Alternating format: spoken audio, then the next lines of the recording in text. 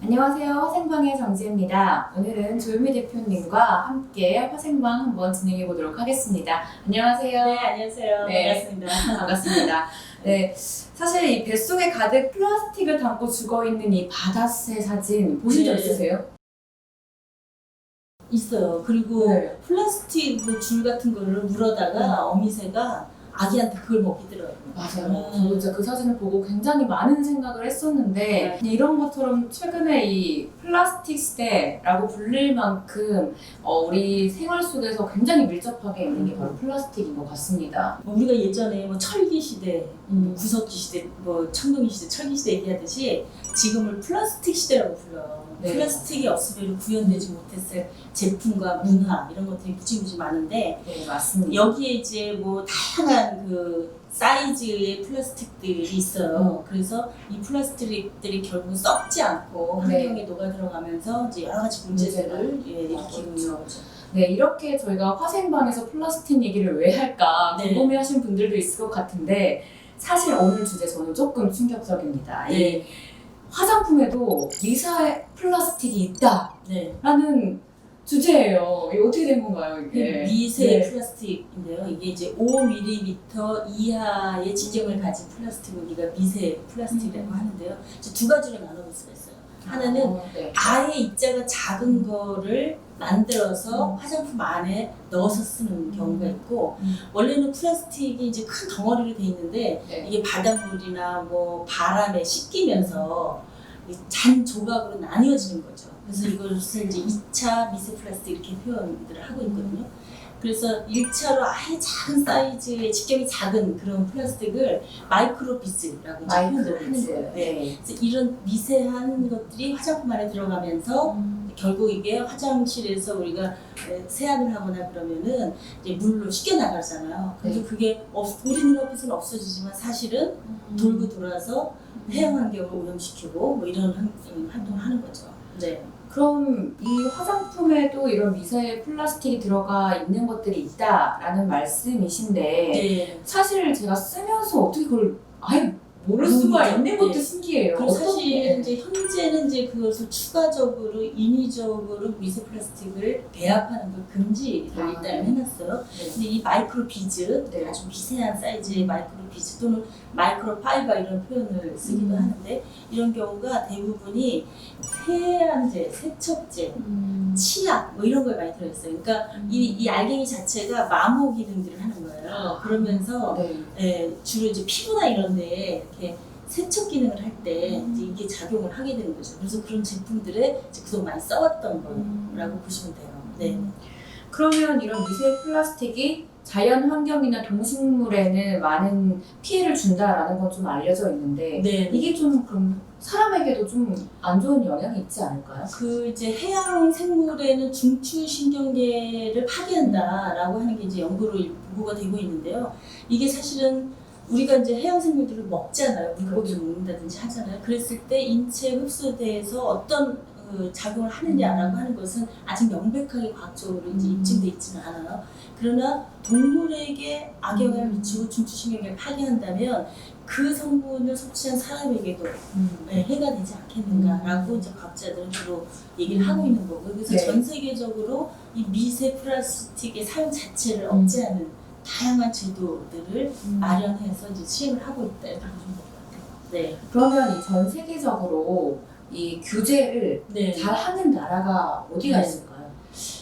주로 이제 화장품에 좀 포커스를 맞춰서 얘기를 해보면 이제 주로 이제 유럽 같은 경우에 굉장히 이제 화장품에서든 일반 화학 제품에서든 미세 플라스틱 규제를 굉장히 강력하게 하고 있는데 대부분 이제 유럽이 환경 규제 부분에 있어서는 전 세계적으로 아주 선도적인 그런 정책들을 많이 이제 수행을 하고 있어요. 네. 그래서 유럽의 경우에 미세 플라스틱 5mm 이하의 고체나 반도체 입자를 함유한 걸 우리가 폴리머 이렇게 표현하는데 이 폴리머를 첨가 자체를 아예 원천적으로 금지하는 그런 규제들을 이제 이미 하고 있어요. 그래서 2020년까지 페인트 코팅제까지 확대해서 첨가를 못하도록 그렇게 이제 하고 있고요. 굉장히 국제적으로 보면 광범위한 여러 가지 분야에서 이제 플라스틱 사용 자체를 이제 규제를 하고 있고 미국 같은 경우는 2015년 12월에 마이크로비즈 프리 워터 프리워터. 액트, 예, 이제 법 액트가 이제 법이라는 뜻인데 마이크로비즈 프리 워터 액트라고 하는 법을 이제 발효해요 미국에서. 네. 여기에서 마이크로비즈를 의도적으로 첨가한 화장품, 그다음에 린스 오프 제품 뭐 이런 것들을 생산하거나 판매하지 못하도록 그렇게 규정을 했고요. 뉴질랜드 같은 경우에 2018년 6월에 폐기물 최소 화법이라고 하는 것을 발효하는데 여기에서 화장품, 세정 제품, 아까 말씀드린 것처럼 연마제 이런 데서 많이 쓰거든요. 네. 이런 데에서 고체 플라스틱 입자를 첨가하지 못하도록 그렇게 하고 있고 캐나다, 영국도 굉장히 이제 선진적인 미세 플라스틱 정책을 이제 하고 있는데요. 우리나라는 2017년 7월에 네. 화장품의 그 국한에서 또 세안제 등에서 이제 마이크로비즈 사용을 첨가하지 못하도록 이제 그렇게 규제를 해서 2017년 7월 이후에는 이제 생산을 못하도록 그렇게 되어 있는데요. 문제는 우리는 지금 제품을 화장품에 국한해 놓고 있는 거예요. 왜냐하면 사회적으로 화장품에서의 사용이 이슈가 됐거든요. 왜냐면 민감하기 때문인가요? 그렇기도 하고 실제로 네. 이제 환경단체가 제기한 것들은 주로 그 마이크로비즈가 많이 사용되고 있는 이런 세척제 네. 부분이 이슈가 됐어요 사회적으로. 그러면서 좀 화장품 쪽에서 이제 먼저 움직인 건데 다른 나라들은 화장품을 넘어서 일반 세제류 같은 일반 화학 제품에까지 규제의 범위를 굉장히 대폭 강화하고 있는 거죠. 아직은 우리나라는 이제 거기까지는 가지 못하고 있다 이렇게 보시면 될 것 같아요. 네. 그러면 조금은 갈 길이 멀다라고 할 수도 있는데 네. 우선적으로 현재 출시되고 있는 화장품에서는 이 마이크로 비즈가 나오지는 않는다. 이건 확신할 수 있는 거네요. 그렇습니다. 그래서 식약처에서 화장품 안전 기준 등에 관한 규정, 또 의약외품 품목 허가 신고 및 심사 규정 여기를 이제 수정을 해서 2017년에 미세 플라스틱을 규제를 하고 있어요. 그래서 화장품 또는 씻어내는 제품, 몸에 바른다면 씻어내는 그런 제품에서 그 마이크로비즈 첨가를 이제 금지를 하고 있는데요. 이 마이크로비즈는 사실 미세 플라스틱의 한 종류라고 보시면 돼요. 이게 화장품에만 첨가되는 게 아니라 굉장히 다양한 제품에 첨가돼요. 예를 들어 세제, 페인트, 잉크, 뭐 코팅 제품, 건설 자재, 농업, 뭐 원예, 뭐 석유나 가스 등 뭐 이런 관련 제품들에서도 굉장히 폭넓게 사용되고 전반에 깔려 있는.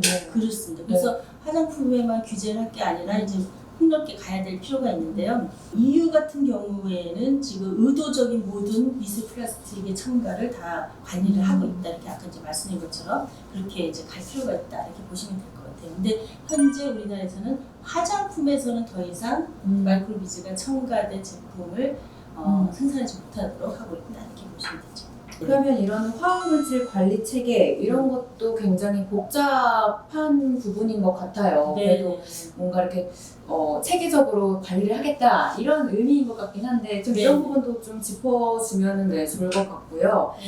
일단은 그럼 화장품에서는 기본적인 배합 금지 정책이 이루어지고 있다. 이 점을 조금 강조해주고 싶으신 거죠? 그렇습니다. 그래서 이제 현재 화장품 관련해가지고는 금지는 시켜놨는데 실제로 사용을 했는지 안 했는지를 평가할 수 있는 방법이 그동안 수립이 안 돼 있었어요. 근데 최근에 식약처에서 이 시험법을 이제 확립을 했죠. 그래서 이 해당 제품에 그 마이크로비즈 사용이 있었느냐 없었느냐 라고 하는 것을 시험에 의해서 분석해낼 수 있도록 이제 그렇게 만든 거예요. 근데 사실은 이제 뭐 이런 기업에서 뭐 가격 문제라든가 또는 기술적으로 좀 충분하게 준비가 안 돼 있어서 의도하든 의도하지 않든 이런 미세 플라스틱을 혼입해서 제품 만들 가능성이 있잖아요. 그러니까 이제 이런 시험법에 의해서 그런 것도 걸러지는 체계가 이제 제대로 정립되기 시작했다. 그러니까 적어도 우리가 화장품 특히 이제 씻어내는 제품에서는 이제 미세 플라스틱 부분이 이제 어느 정도 규제의 틀을 갖췄다 이렇게 볼 수가 있습니다.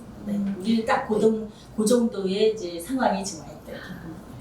그러면 최소한 화장품 사용에 있어서는 미세 플라스틱에 대한 걱정은 안 해도 된다. 그렇죠. 이렇게 시청자분들에게 알릴 수 있는 거네요. 그렇습니다. 그래서 이제 식약처에서 이제 확립한 시험법으로는 플라스틱 크기, 종류 이런 것들을 다 구분해낼 수 있다고 하니까 이제 이게 제대로 이제 성립이 됐기 때문에 이제부터 본격적으로 의도하든 의도하지 않았던 화장품에서 이런 미세 플라스틱이 첨가되는 것은 막을 수 있겠다라고 볼 수가 있습니다.